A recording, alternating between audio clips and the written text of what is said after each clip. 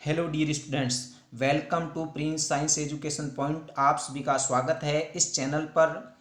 साथ साथ में सबको गुड इवनिंग। जल्दी से वीडियो को शेयर कर दीजिए अपने दोस्तों के साथ, जल्दी से जोड़ दीजिए। आज का सेशन बहुत इंपॉर्टेंट होने वाला है और जो नए बच्चे मेरे साथ जुड़ रहे हैं उनको मैं बता दूं, अपने इस चैनल पर एनसीईआरटी और आरबीएससी की जो किताबें हैं उनके जो महत्वपूर्ण टॉपिक है जो वास्तव में समझने लायक है उनको निकाल कर बहुत देसी तरीके से आपको समझाया जाता है। और उसमें से जितने भी महत्वपूर्ण प्रश्न हैं जो कंपटीशन एग्जाम में पूछे जाते हैं सबको निकालकर आपके बीच परोसे जाते हैं। उसके अलावा राजस्थान की जो माध्यमिक व उच्च माध्यमिक की जो बोर्ड किताबें चलती है उनके भी प्रैक्टिस सेट कराया जाता है। राजस्थान की कंपटीशन एग्जाम की भी प्रैक्टिस कराई जाती है। तो नो डाउट मेरे साथ जुड़ सकते हो।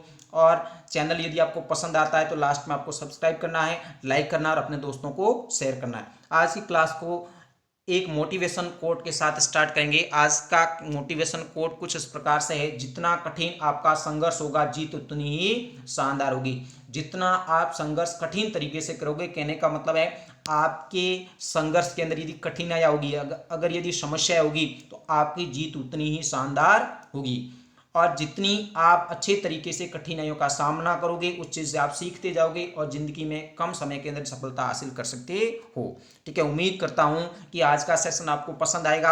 आज का सेशन एक विशेष टॉपिक को लेकर है और इस टॉपिक से संबंधित प्रत्येक कंपटीशन में प्रश्न भी पूछे जाते हैं। और इसके अलावा ये जो टॉपिक है ये कंपटीशन के साथ साथ में जो बोर्ड के विद्यार्थी उनके अलावा जो भी सामान्य, ऐसे मैं कह सकता हूँ जो पढ़े लिखे नहीं है उनके लिए भी यकृत बहुत इंपॉर्टेंट है। और यकृत जो होता है वो आपके शरीर का संतुलन पॉइंट होता है, जिसको संसार की सबसे बड़ी रसायनों की फैक्ट्री कहते हैं। और इस यकृत के अंदर कुछ पॉजिटिव सोचने से पॉजिटिव एसिड बनते हैं और नेगेटिव सोचने से नेगेटिव एसिड बनते हैं। और पॉजिटिव एसिड बनेंगे तो पॉजिटिविटी आती है और नेगेटिव सोचने से नेगेटिविटी आती है। इसलिए कहते हैं कि हमेशा पॉजिटिव सोचना चाहिए, सोच हमेशा पॉजिटिव होनी चाहिए। सामान्य परिचय, इस यकृत के अंदर सबसे पहले इसकी साइज पढ़ेंगे, शेप पढ़ेंगे, उसके अलावा इसके कार्य पढ़ेंगे, उसके अलावा इससे संबंधित जो टेस्ट है वो पढ़ेंगे, उसके अलावा इसके संबंधित कुछ ऐसे फैक्ट पढ़ेंगे जो आपने जिंदगी में कभी नहीं पढ़े होंगे। उसके अलावा यकृत से संबंधित बीमारियों को पढ़ेंगे।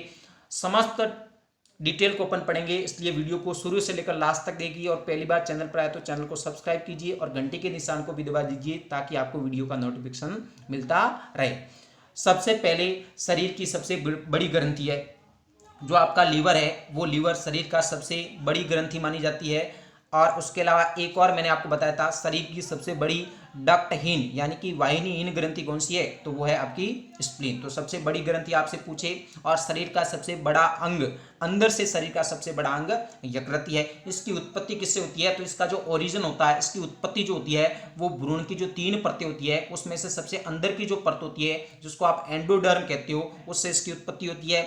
इसका वेट कितना होता है, इसका वेट 1.5 से 2 केजी के बीच में होता है। पुरुष के अंदर 1.5 से 2 केजी के बीच में होता है, फीमेल के अंदर 1.2 से 1.5 केजी के बीच में होता है। और जो नवजात शिशु होता है, जो अभी अभी जन्म लिया है, जिसकी जात नहीं है, जो घर में मेहमान है, उसका जो लीवर होता है उसका वेट होता है मात्र 150 ग्राम। और जैसे जैसे आपका शरीर का वजन बढ़ता जाता है उसी हिसाब से लीवर का वजन भी बढ़ता जाता है। और एक और पॉइंट मैं यहाँ पर बता दूं, आपके शरीर का जो वजन होता है उस शरीर के वजन का 2% क्या होता है, लीवर का वजन होता है। अपन ने पढ़ा था रक्त का जो वजन होता है वो आपके शरीर के वजन का कितना होता है, 7% और 2% ये होता है। यानी कि आपका यदि शरीर का वजन 70 किलो है तो इसका 2% कितना हो जाएगा, यहाँ पर आप इसका 2% निकालोगे तो 14 के अंदर 10 का भाग दोगे मतलब 1.4, 1 किलो और 400 ग्राम आपके शरीर का जो यकृत है उसका वजन हो जाएगा। आपको सीधा सीधा याद रखना है, सामान्यतः आपके शरीर के वजन का 2% यकृत होता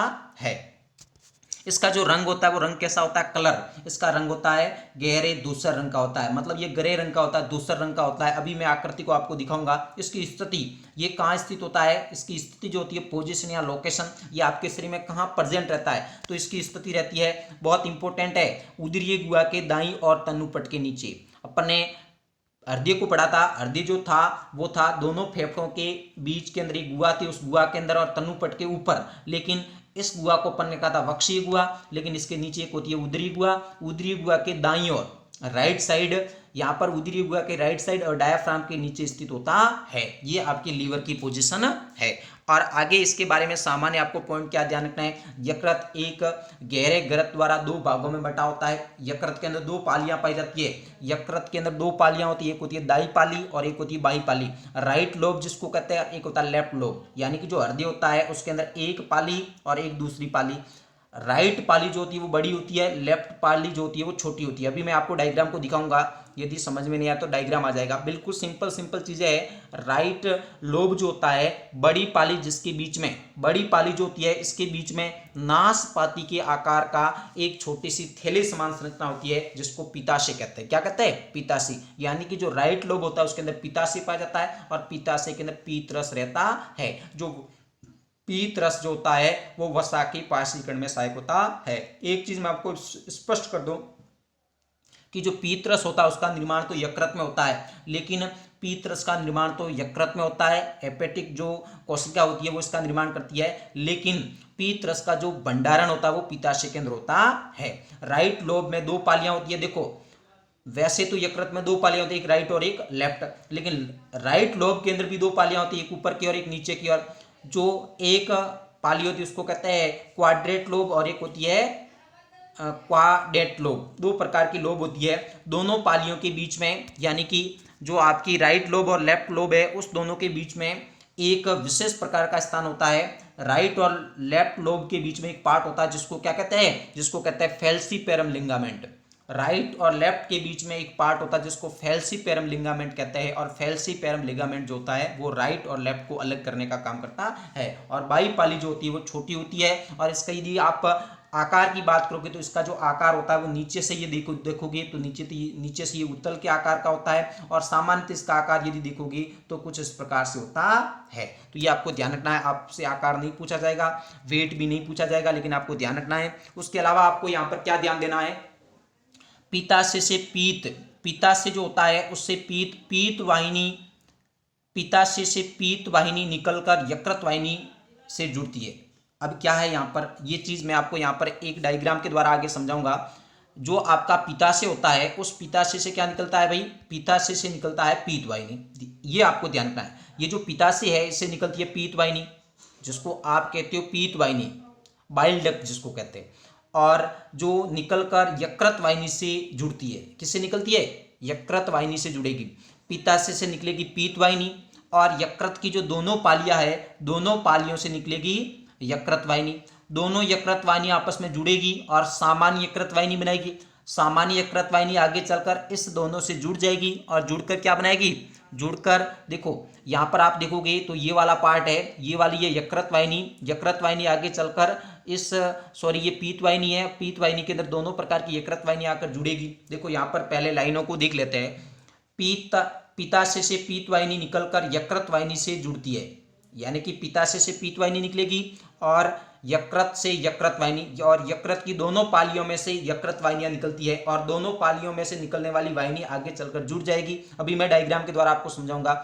यकृत की दोनों पालियों से आने वाली यकृत वाहिनी सामान्य यकृत वाहिनी बनाती है। क्या बनाएगी? सामान्य यकृत वाहिनी, जो पीत वाहिनी से जुड़कर सामान्य पीत वाहिनी बनाती है, जिसे डक्टस कोलोडोकस कहते हैं। अभी मैं आपको संरचना दिखाऊंगा। सामान्य पीत वाहिनी अग्नाशय वाहिनी से जुड़ती है जो ग्रहणी में जाकर खुलती है। अब मैं आपको यहाँ पर स्पष्ट कर दूं, ये यकृत है, और इस यकृत में ये आपका राइट पार्ट है, यानी कि राइट लोब है, और ये लेफ्ट लोब है, और राइट लोब और लेफ्ट लोब के दोनों के बीच में यहाँ पर है फेल्सीपेरम लिगामेंट, और इसके राइट लोब के अंदर पित्ताशय होता है।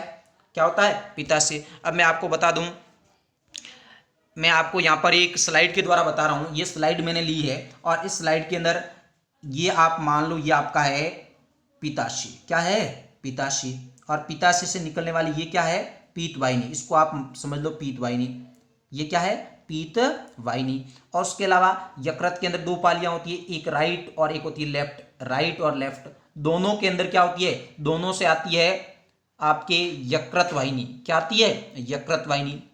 राइट और लेफ्ट लोब दोनों के अंदर यकृत वाहिनियां होती है और दोनों आगे चलकर जुड़ जाती है और जुड़कर एक कॉमन वाहिनी बनाती है जिसको सामान्य यकृत वाहिनी कहते हैं। क्या कहते हैं? सामान्य यकृत वाहिनी। और सामान्य यकृत वाहिनी आगे चलकर इस पीत वाहिनी से जुड़ जाएगी। देखो सबसे पहले पीत वाहिनी पीत रस को लाएगी और दोनों में से ये आएगी सामान्य पीत वाहिनी यकृत वाहिनी।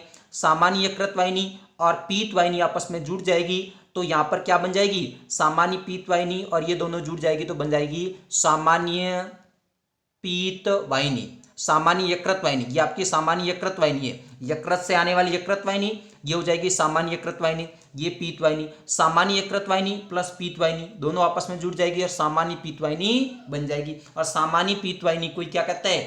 कोलोडोकस कहता है। क्या कहता है?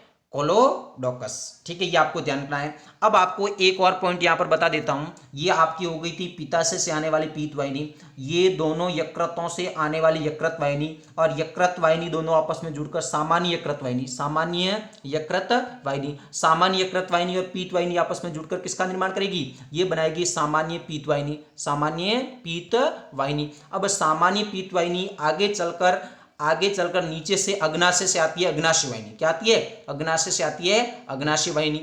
अग्नाशय वाहिनी भी सामान्य पीत वाहिनी में आकर जुड़ जाएगी। सामान्य पीत वाहिनी अग्नाशय वाहिनी आपस में जुड़कर आगे यहां पर एक संरचना बनती है जिसको कहते हैं सामान्य पीत वाहिनी व अग्नाशय वाहिनी। ये सामान्य पीत वाहिनी हो जाएगी और ये अग्नाशय वाहिनी हो जाएगी। ऐसे करके ये आपकी वाहिनी हो जाएगी सामान्य पीत अग्नाशय वाहिनी, या ऐसे कह सकते हो सामान्य यकृत अग्नाशय वाहिनी। ऐसे इसका पूरा नाम हो जाएगा, जो आगे चलकर किसमें खुलेगी? ग्रहणी के अंदर खुलेगी। किसमें खुलेगी? ग्रहणी में, जिसको डिड्यूनम कहता है। ग्रहणी के अंदर खुल जाएगी और जहां पर ये खुलती है वहां पर एक यहाँ पर छिद्र पाया जाता है जिसको क्या कहता है? ओडाई की अवरोधिनी कहते हैं। यहां पर एक कपाट पाया जाता है जिसको ओडाई की अवरोधिनी कहते हैं। यानी कि जहां पर ये पीत वाहिनी जाकर खत्म होती है, अभी आएगा वर्णन के अंदर, तो यहां पर एक छिद्र पाया जाता है, यहाँ कपाट पाया जाता है जिसको ओडाई की अवरोधिनी कहता है। और ये ओडाई की अवरोधिनी जो होती है वो आए हुए पीत रस को वापस जाने से रोकने का काम करता है, क्योंकि यहाँ पर अग्नाशय होगा, अग्नाशय से भोजन इसके अंदर आ जाएगा और भोजन जो इसके अंदर आएगा तो भोजन यहाँ पर अम्लीय था और यहाँ पर आकर इसके साथ में पीत और अग्नाशय मिल जाएंगे और दोनों मिलकर भोजन को क्षारीय बनाने का काम करेंगे। साथ साथ में भोजन के अंदर जो एंजाइम है उसको एक्टिव करने का काम करेंगे। उम्मीद करता हूं कि ये चीज आपको अच्छे से समझ में आई होगी। आगे मैं आपको दिखाता हूं। आगे यहां पर कुछ वर्णन दिया गया है। यकृत में यकृत पिंडक पाया जाता है। यकृत जो होता है लीवर के अंदर क्या पाया जाता है? यकृत पिंडक पाया जाता है।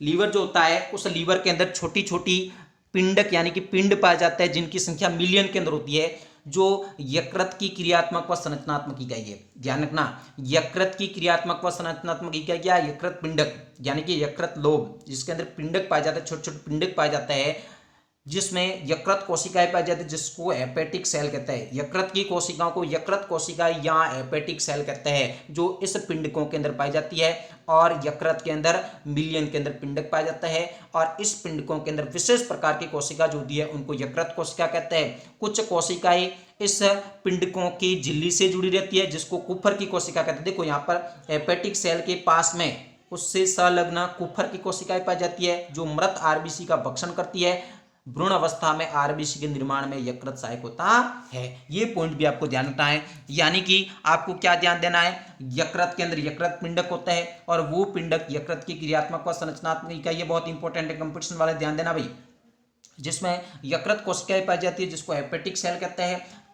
हेपेटिक सेल के पास में कुफर की कोशिकाएं पाई जाती है जो मृत आरबीसी का भक्षण करती है। मतलब आपको ध्यान रखना है, यकृत के अंदर दो प्रकार की कोशिका, हेपेटिक सेल और कुफर की कोशिकाएं। कुफर की कोशिकाएं तो मृत आरबीसी का भक्षण करेगी, लेकिन हेपेटिक सेल है वो क्या करेगी? पीत रस का निर्माण। ये आपसे पूछ सकता है, नीट के अंदर पूछेगा, मिलान वाला प्रश्न है। हेपेटिक सेल तो आगे आपको ध्यान रखना पीत रस, और आपको कुफर की कोशिका है मृत आरबीसी का भक्षण, ऐसे करके मिलान वाला देगा। आगे एक नोट मैंने दिया है, ओडाई की अवरोधिनी सामान्य पीत वाहिनी मनुष्य की ग्रहणी के समीप भुजा में खुलती है, जिसके खुलने के स्थान पर एक कपाट पाया जाता है जिसको ओडाई की अवरोधिनी कहते हैं। ये मैंने आपको समझाया था कि जो आपका यहाँ पर अपन ने देखा था, यहाँ पर आपका था ग्रहणी और ऊपर क्या आ रहा था? ऊपर से आ रहा था आपके पीत रस और इधर से अग्नाशय रस, और अग्नाशय रस यहाँ पर इसके स्टार्टिंग पॉइंट के अंदर एक कपाट पाया जाता है जिसको ओडाई की अवरोधिनी कहते हैं, जो पीत रस और अग्नाशय रस को वापस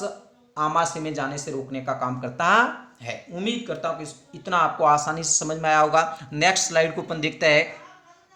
नेक्स्ट आपके यहाँ पर स्लाइड है यकृत के कार्य। सबसे इंपॉर्टेंट है यकृत के कार्य। इसमें से प्रश्न पूछा जाता है यकृत के कौन कौन से कार्य है। अपन टोटल यहाँ पर 15 कार्यों को देखेंगे और वैसे देखें तो इनके लगभग 500 से प्लस कार्य है। यकृत आपके शरीर में संतुलन का कार्य करता है और इसको रसायनों की फैक्ट्री कहते हैं। इसमें जैसा आप सोचोगे वैसे रसायन बनते हैं। संसार की किसी भी फैक्ट्री में इतने रसायन नहीं बनते जितने यकृत के अंदर बनते हैं, इसलिए इसको रसायनों की फैक्ट्री कहते हैं। और सबसे बड़ी रसायनों की फैक्ट्री आपका शरीर का लीवर है। और कोरोना के अंदर जिसके भी लीवर ज्यादा मजबूत काम करता था उनके ज्यादा इफेक्ट नहीं किया है, क्योंकि ज्यादातर तो आपके शरीर उसी हिसाब से काम करेगा जिस हिसाब से आपकी सोच है, इसलिए आपकी सोच पॉजिटिव होनी चाहिए। अब यहां पर अपन देखते हैं यकृत के कार्य के अंदर सबसे पहला कार्य है यकृत भ्रूण अवस्था में रुधिर के निर्माण के अंग के रूप में कार्य करता है। यानी कि छोटे बच्चे जब मां के पेट के अंदर होते हैं उस समय उस बच्चे के अंदर रक्त का जो निर्माण होता है वो यकृत के अंदर होता है, वयस्क के अंदर। ये वयस्क नहीं है, वयस्क में इसके विपरीत यकृत में कुफर की कोशिका आरबीसी का भक्षण करती है। अब आपको क्या ध्यान देना है, यहाँ पर मैं आपको ट्रिक बता देता हूँ। स्टार्टिंग के अंदर तो यकृत आरबीसी का निर्माण करता है, यानी कि जब बच्चा माँ के पेट के अंदर होता है तब रक्त का निर्माण कौन करेगा, यकृत। लेकिन जैसे ही बच्चा माँ के शरीर से बाहर यानी कि उसका जन्म हो जाएगा, उसके बाद उस बच्चे में जो रक्त का जो निर्माण होगा वो अस्थि मज्जा के द्वारा होगा। सबको पता है अस्थि मज्जा के द्वारा होगा। तो यकृत कहता है कि मैंने क्या किया, मैंने रक्त का निर्माण किया, और जैसे ही उसका जन्म हो गया उसके बाद मेरा काम कोई दूसरा कर रहा है, तो यकृत को क्या आ जाता है, गुस्सा आ जाता है, जिसकी वजह से वो आगे चलकर उस जिसका वो निर्माण करता है, जब उसका निर्माण नहीं कर पाता है तब उसी का क्या करता है, भक्षण करता है। ऐसी कंडीशन को कुफर की कोशिकाएं जो होती है वो काम करती है और जो भक्षण करने या भक्षणों का कार्य करती है। पीत रस का निर्माण करना इस यकृत का कार्य। पीत रस हरे रंग का क्षारीय तरल है जिसका पीएच मान कितना होता है, जिसका पीएच मान 7.6 से 8.6 के आसपास होता है, यानी कि हल्का क्षारीय होता है। जो आमाशय से आने वाला जो आपका काइम होता है उस काइम के अंदर पाए जाने वाले एंजाइमों को एक्टिव करने का काम करता है और उसको क्षारीय माध्यम में परिवर्तित करने का काम करता है। और क्षारीय माध्यम में जैसे परिवर्तित होगा तो उसके ऊपर अधिकांश एंजाइम काम करना स्टार्ट कर देंगे। अग्नाशय रस का पीएच मान, यहाँ पर आपके अग्नाशय मैं अलग से टॉपिक लेके आऊंगा, लेकिन अग्नाशय का पीएच मान आपको ध्यान रखना है 7.5 से 8.5। ये पीएच मान और ये पीएच मान दोनों आपस में जुड़ जाएंगे और जो भोजन आ रहा है यानी कि जो काइम आ रहा है उस काइम के साथ जुड़ेंगे और भोजन को क्या कर देंगे, क्षारीय। और भोजन के अंदर जो एंजाइम है या अग्नाशय से आने वाले जो एंजाइम है वो उस भोजन के ऊपर अटैक कर देंगे और उसको पचाने का कार्य करेंगे, किसमें, ग्रहणी में। और आपको पता है भोजन का अधिकांश पाचन भी कहाँ होता है, ग्रहणी के अंदर होता है। पीत के अंदर और क्या आता है, देखो यहाँ पर पीत में पीत लवण, सोडियम बाइकार्बोनेट, सोडियम ग्लाइकोलेट और टेरिकोलेट होता है, यानी कि लवण के रूप में ये होता है, आपको ध्यान रखना है। पीत जो होता है, पीत के अंदर पीत वर्णक होता है, पीत लवण होता है। लवण कौन कौन से है पूछ सकता है आपसे, सोडियम बाइकार्बोनेट, ग्लाइकोलेट होता है, टेरोकोलेट होता है। उसके अलावा इसके अंदर पीत वर्णक कौन कौन से, तो वर्णक के अंदर अपन ने पढ़ा एक होता है बिलीरुबिन और एक होता है बिलीवार्डिन। बिलीरुबिन के कारण मल का रंग कैसा होता है, बुरा होता है। उसके अलावा यहाँ पर कार्य तीसरा कार्य विटामिन ए का निर्माण करेगा। विटामिन ए का क्या करता है, निर्माण करता है। और कैसे होता है विटामिन ए का निर्माण, जब आप गाजर खाते हो, कहते हैं कि जो गाजर खाता है उनकी आंखें कभी नहीं जाती है, उनकी जो देखने की क्षमता थी वो तेज होती है। और खरगोश सबसे ज्यादा गाजर खाता है तो खरगोश की जो देखने की क्षमता थी वो सबसे तेज मानी जाती है। जो जैसे आप गाजर खाते हो तो आपके शरीर का जो लीवर है उस गाजर के अंदर उपस्थित बीटा कैरोटीन को किसमें चेंज कर देगा, विटामिन ए के अंदर चेंज कर देगा, जिसकी वजह से आपका यकृत जो होगा विटामिन ए का क्या करेगा, निर्माण करेगा। एकमात्र विटामिन जो यकृत में बनता है। उसके अलावा विटामिन ए, डी, ई व विटामिन B12 का क्या करता है, भंडारण करता है। कल प्रश्न के अंदर अपन ने देखा था कि विटामिन B12 के अंदर एक धातु पाई जाती है, उस धातु का नाम आपको आज कमेंट के अंदर बताना है ताकि मेरे को पता लगे कि आप कितना रिवीजन करते हो। आगे अपन 5वां प्रश्न देखते हैं यकृत का। बहुत इंपॉर्टेंट कार्य आ रहा है यकृत के। 5वां कार्य है ग्लाइकोजेनेसिस क्रिया को संपन्न करना। ग्लाइकोजेनेसिस 6ठे के अंदर है ग्लाइकोजिनोलाइसिस और 7वां ग्लाइकोनियोजेनेसिस। तीनों शब्दों को आपको यहाँ पर पकड़ना है। तीनों शब्द इंपॉर्टेंट है कंपटीशन के हिसाब से, नीट के हिसाब से, 12th बोर्ड के हिसाब से, सभी के हिसाब से, चाहे प्रैक्टिकल के हिसाब से देख लो, सभी के हिसाब से ये इंपॉर्टेंट है। ग्लाइकोजेनेसिस का मतलब है ग्लूकोज का ग्लाइकोज में बदलना। आपके शरीर में जो भोजन जाते हो, जो आप भोजन लेते हो, एक साथ तो आप उसका यूज नहीं करते हो, वो ग्लूकोज ग्लाइकोजन में जाकर आपके लीवर के अंदर जाकर स्टोर हो जाता है। और कहते हैं जंतुओं में भोजन ग्लाइकोजन के रूप में लीवर में संचित रहता है। और लीवर आपको ध्यान रखना सिर्फ और सिर्फ कशेरुकी प्राणियों में पाया जाता है।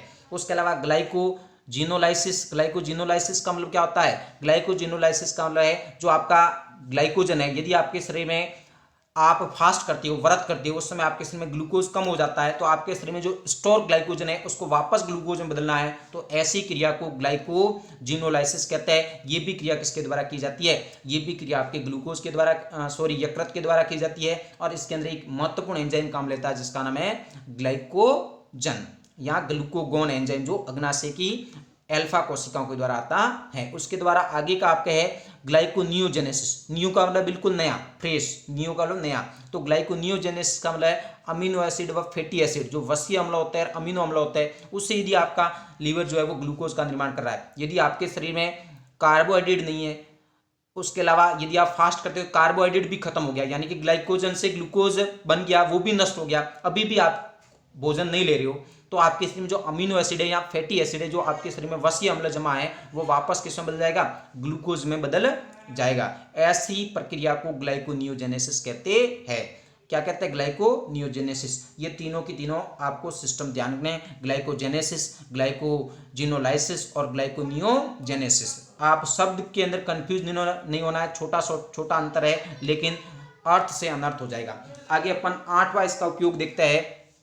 इसका 8वां यूज देखते हैं। यकृत जो होता है वो यूपेरिन का निर्माण करता है, और यूपेरिन एक प्रतिस्पंदन कारक है, यानी कि आपके शरीर में रक्त का थक्का नहीं जमता है, इसका कारण है यूपेरिन, और यूपेरिन का निर्माण यकृत में होता है, सबको पता है। 9वां कार्य है विसरण, जिसको आप कहते हो डिटॉक्सिफिकेशन।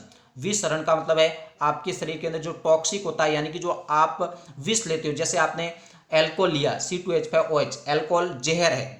जैसे गांवों के अंदर लोग जो होते हैं वो बैठकों के अंदर क्या पीते हैं? अफीम पीते हैं। अफीम जहर है, उसके अंदर वास्तव में क्या है? जहर है। उस जहर को नॉन टॉक्सिक यानी कि एल्कोहल को एल्डिहाइड में बदलने का काम भी कौन करता है? यकृत करता है, और इस प्रक्रिया को डिटॉक्सिफिकेशन कहते हैं। प्रश्न आता है डिटॉक्सिफिकेशन आपके शरीर के कौन से अंग द्वारा संपन्न किया जाता? तो उत्तर आएगा लीवर। लीवर को लीवर कहते हैं, कलेजा कहते हैं, और जिगर कहते हैं। 10वां यहां पर आपके है वी एमिनेशन। वी एमिनेशन का मतलब क्या है? वी एमिनेशन का मतलब है अमीनो एसिड जो है उसको आपके NH3 यानी कि अमोनिया में बदलना। आपके शरीर में जो अमीनो एसिड है, उस अमीनो एसिड को अमोनिया में बदलने का काम अपन ने एक वीडियो के अंदर पहले देखा था कि जो लीवर होता है वो आपके शरीर में यूरिक एसिड होता है, अपन ने फलिया के अंदर पढ़ा था। फलिया जो होता है वो आपके शरीर में यूरिक एसिड के निर्माण के अंदर सहायक होता है, लेकिन जो लीवर होता है वो वी एमिनेशन, यानी कि वी एमिनेशन का मतलब होता है अमीनो एसिड जो होते हैं आपके शरीर में, टोटल 20 प्रकार के अमीनो एसिड होते हैं। अमीनो एसिड का भी मैं एक सेपरेट वीडियो बनाऊंगा।